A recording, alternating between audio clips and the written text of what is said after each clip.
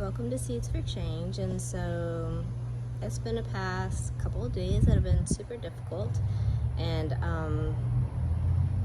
you feel like you're following God's will, and then you realize that maybe it wasn't God's will, and I just feel He's causing me to have a pause. I don't know if I'm sick with COVID or if I'm just sick, and not just that, just other things that are going on, that it's just kind of like God's kind of pointing me into the direction that I just really need to let go.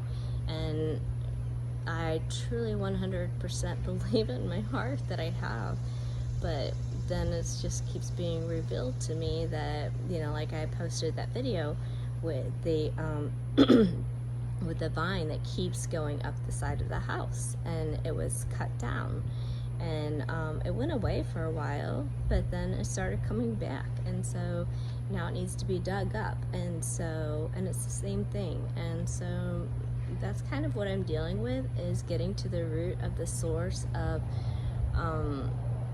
my letting go and letting God, and really direct my every step, because it really does seem that I'll let go of control of things as long as it's things that aren't super important or super big to me. But if it's something, like that is in my relationships, of the things that I value the most, it's when I want to grab a hold of it and be like, okay, no, let's do it my way. Lord, I have a better way of doing it. And I really get in the way of what His will is, and then He can't do His work, and I'm making His work that much harder, not only for that person, but for myself. And that's not where He calls me to be. And so I'm taking this pause.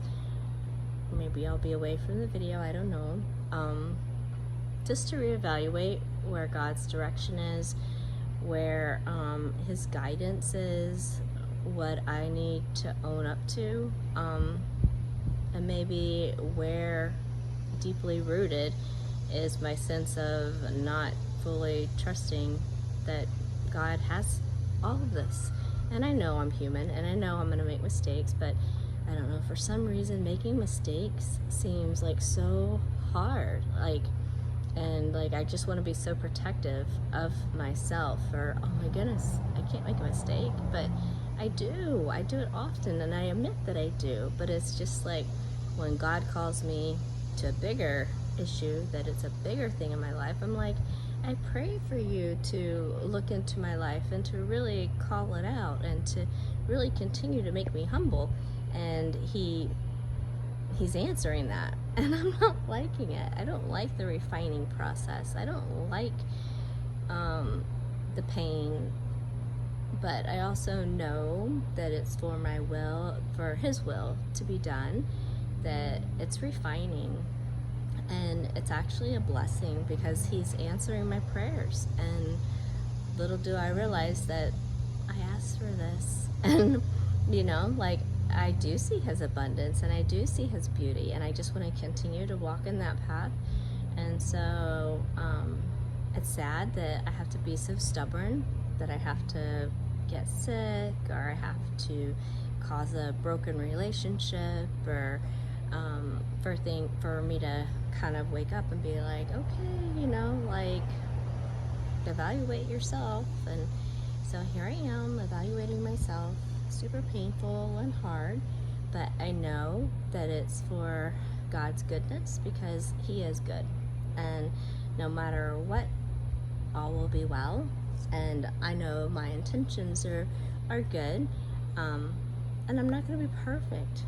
And this striving to try to continue to be perfect, even though I talk about it all the time, it's not going to exist. But I think my trauma that I have experienced in the past has such a hold on me, this super fear of recognizing and acknowledge you mess up, but own it and say you're sorry and move forward with it.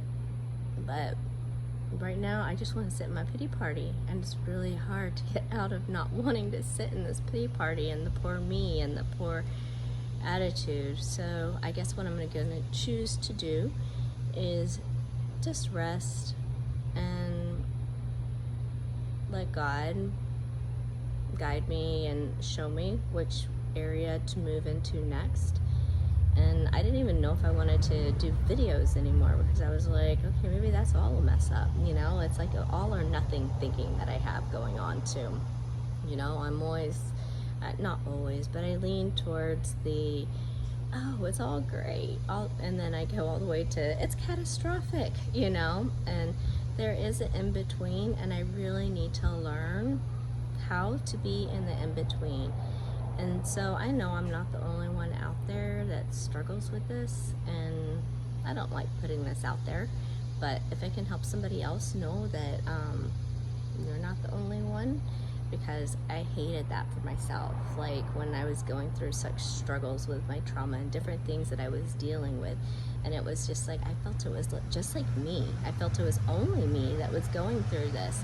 And had I known that other people were going through the same process that still loved the Lord too, you know, but they were going through difficult trials. Just because we have difficult trials doesn't mean that we don't love the Lord, or that He loves us any less. In fact, He loves us so much more that He is taking the time to define us, to let us bear better fruit. And I just pray that during this time that I will listen, and I pray that this is an encouragement to you too. If there's things that keep popping up, that's the same thing over and over again, and you've been called to it over and over again by people, but it's just for somehow you can't acknowledge it and you can't see it, then gosh, God has to put it in perspective, and it doesn't feel very good. And then you kind of hurt people along the way, and then you have to say you're sorry, which I don't know why it's so painful, but it is. Like, you just need to let go. But anyways, hopefully this encourages you, and it lets you know that being refined isn't a bad thing, even though it feels like it is in the moment. It's just like what James says, whenever you face trials of any kind, consider it pure joy, for you know that the testing of your faith produces endurance. And it continues on to say a lot more great stuff. So I encourage you to go back and read that, and I will be applying it to myself and try to lean on God to pick me up and know that all is well. And He's a good God, and He does love me, and He's full of grace and mercy, and He's not out for discipline.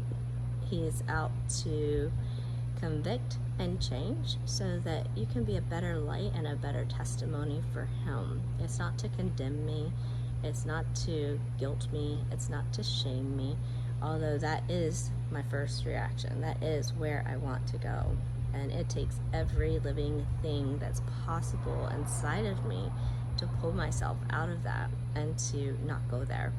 So if you experience that same, it's not just you.